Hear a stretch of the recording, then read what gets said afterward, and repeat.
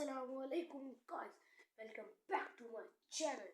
तो ये है मेरा पहला व्लॉग जो होगा इलेक्ट्रॉनिक के सामान पे। तो आपको दिखाना शुरू करते हैं।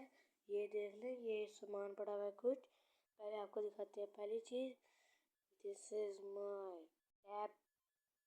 ओके, अभी चार्जिंग में चलता है। This is my smart watch, इसकी भी चार्ज नहीं हुई, से पड़े हैं। This is my airbuds Pikachu, इसकी भी चार्जिंग नहीं हुई।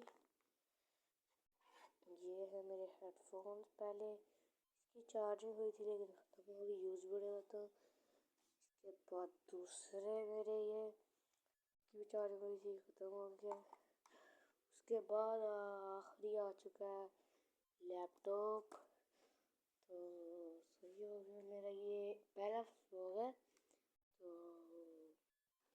तो आप लोग अपना ख्याल रखें। अल्लाह।